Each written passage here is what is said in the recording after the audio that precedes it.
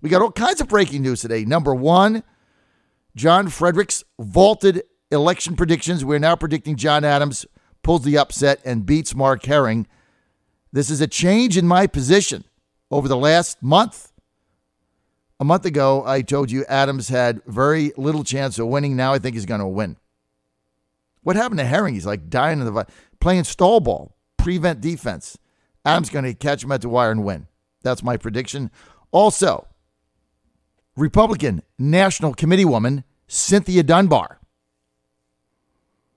is going to challenge Bob Goodlatte in a primary in 2018 in the 6th district. Cynthia Dunbar, we understand, will run against Bob Goodlatte. Cynthia Dunbar winning the National Committee woman's seat in a very hotly contested race against Suzanne Obenshain at the Harrisonburg Heist Convention, where Ken Cuccinelli threatened the delegation and stole the delegates. The Harrison Heist. My wife and I were there, the Fräulein, and we voted for Suzanne Obenshain. And I would vote for her again. But she didn't win. Dunbar won, and now Dunbar is going to take on Bob Goodlatte. So that'll be interesting. Tom Garrett, Congressman, Republican, 5th District, Virginia, representing much of the Lynchburg area, one of the biggest geographical districts outside of Wyoming in America. Tom Garrett, good to have you with us, sir. John Fredericks, as I live and breathe, it's good to be here. Oh, Tom, so much to talk about, so little time. Hey, first of all, what do you think about this Cynthia Dunbar race? Well, it's something I think a lot of people in the 6th District have been sort of anticipating for a while.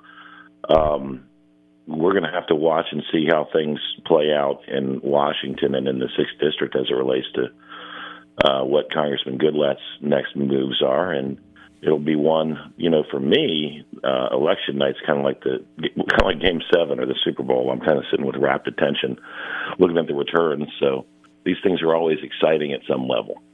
Well, I'm predicting Adams and Vogel are going to win. I haven't made a prediction on the governor's race, so we'll have to see what plays out. Probably Monday. Well, it's fascinating. I think we said last time we were on the show that 4 or 5 weeks ago I did not give us a whole lot of chance. Having said that, the last 3 statewide elections, Republicans have underpolled by 4 to 6 points. Right. Cuccinelli McAuliffe, and then Gillespie Warner, right. And then the presidential. Right. All of them had Republicans underpolling by a good bit. We'll see if the energy perception that the left is far more energized bears out. But the polling data is very interesting as it's all over the place. Well, and you're right. If you look at all of these Virginia polls, all of them are normally off by about 5. They underpoll Republicans by about 4 or 5. So a week out where the Washington Post poll comes out showing Ralph Northam with a statistically insignificant lead does not bode well for the Democrats, I don't think. But we'll see. It's a turnout game, as always. And I think one of the polls I looked at recently had undersampled Republicans by 11 points, but the justification was that was the metric that they thought would reflect the energy difference. We'll see. I'm skeptical, very skeptical. So am I. So we'll see, right? That's why we make predictions, see who's right and who's wrong. Okay, Tom Garrett, the House leadership, Republican House leadership, all your friends and buddies, all your friends and pals. We hang out so often. I know, your bunny buddies. I just want to clarify for those who are slow on the uptake that was sarcasm. Anyway, go ahead. They have delayed the release of the much anticipated Donald J. Trump for President tax plan. Donald J. Trump, the president. What baffles me, John? Yes. They've delayed the release, but they started whipping the bill. And, how do you whip something you don't know what? Thing, but I'm actually going to need to see the thing before I can decide whether I support it or not. But yeah, they all want to know: are you a yes or a no? And our response is on what? And so anyway, it's a strange time. Very strange. So when is it going to? I mean, they're asking you to vote for something you haven't seen. When are the details of it going to be released? When does it go to market? We were told it was a one-day delay, so that we should expect the details tomorrow. There's a meeting later today that I'm going to attend where I'm hopeful that some of the details come out. The tragic reality of current day politics, regardless of party, is if you release details to 100 people, then you've released them to 325 million people because somebody's going to talk. I get it. It's very frustrating, though, when you're supposed to be analyzing information and making conclusions to not get the information.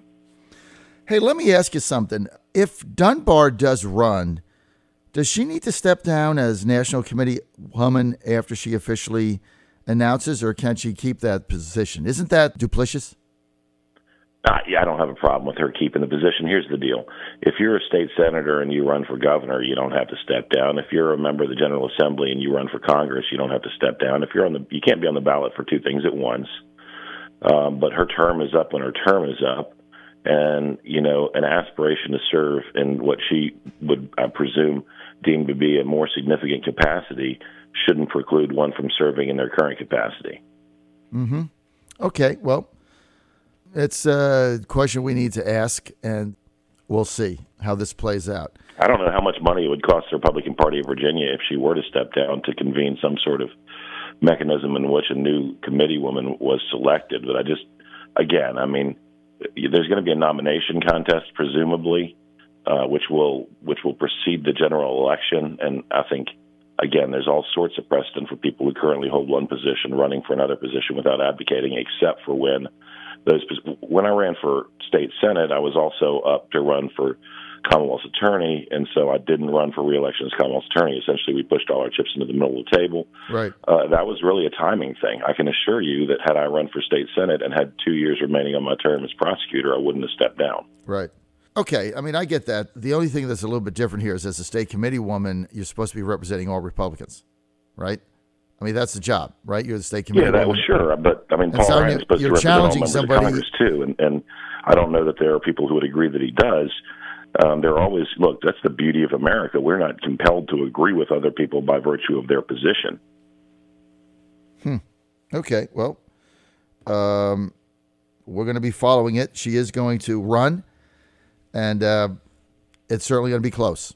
I mean, Dunbar has really done a good job in getting grassroots backing. I didn't vote for her for committee chairwoman. I voted for Suzanne Obenshain, and I was on her endorsement committee, and I tangled with Cynthia.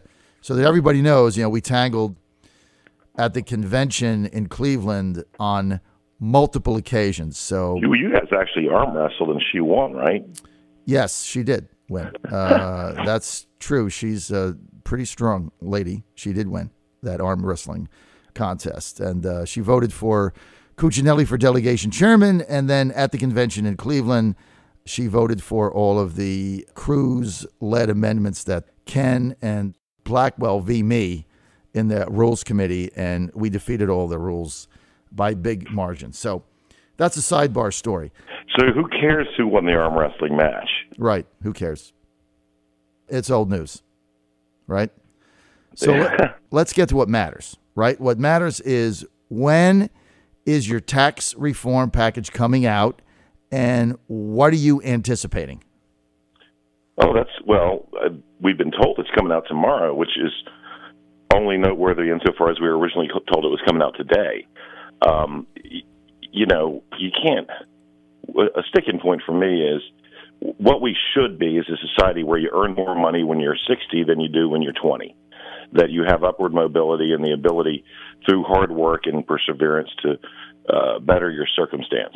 So any tax plan that regressively pushes a burden on those breaking into the tax-paying realm is something that I think is antithetical to the aspirational goals of America, which is always upward, and seeking to have more opportunity moving forward. Having said that, the thing that's fascinated me is watching what I think is a sincere effort to simplify the tax code be stymied at every turn by whatever special interest is having their ox gored at the moment. I also think that, for all the talk of how New York or California are net donors to federal revenue, that any write-off of state and local taxes, and Virginia gets in this category a little bit too, is essentially subsidizing higher state and local taxes. But by gosh, we've heard the hue and cry from, look at who opposed the budget, and it wasn't a bunch of, super right-leaning fiscal hawks. There were a handful, but primarily it was, Stefanik and Faso and folks from, and Peter King. Right. Those are all three from New York. Right. And that's because their state taxes are so high that the current federal tax structure subsidizes the state of New York's confiscatory actions. And I don't think, if you want more of something, you should certainly subsidize and encourage it, but I don't think that's necessarily something we want more of. Common sense. And Virginia, candidly, is really just functioned, and I think the Commonwealth of Virginia does a very good job of this, within the reality in which it finds itself, right? So, yes, we do get impacted, not to the degree that your super high tax states do by this change, but that's because the General Assembly looks and says, okay, what's the law, right, and where do we generate our revenue? And I think, what we would see in Virginia, if this were to come to pass, is some adjustment based on, again, the new reality. Having said that, I don't think it'll come to pass. You can say, California is a very blue state, for example. It's a Democrat state, but the reality is that Dana Rohrabacher and Duncan Hunter and Doug LaMalfa, all these are Republicans who represent California. And when you start adding up Republicans in states like Illinois and California and New York, while it might surprise you, there's a bunch of them. Well, the president's position is the tax code allowing the deductions of your state income tax payments is subsidizing high tax states. In other words, it's a subsidy. It's a federal subsidy, is what the president's position is. And I can't argue with it. Right, and his position is, if you can't deduct them and your income tax in California is 9%, then go back to your General Assembly and change the makeup of it and get your tax and spending down, because right now he says the federal government is subsidizing it because you can take the write-off against your federal taxes. And that's a pretty solid argument. But then there's the swamp reality, as you said, and the Republicans that represent those states whose constituents are going to be very upset if they can't, in the short term, get those deductions. So I think reality is going to set in, and you're probably spot on with that, Tom Garrett. Well, we get them right occasionally.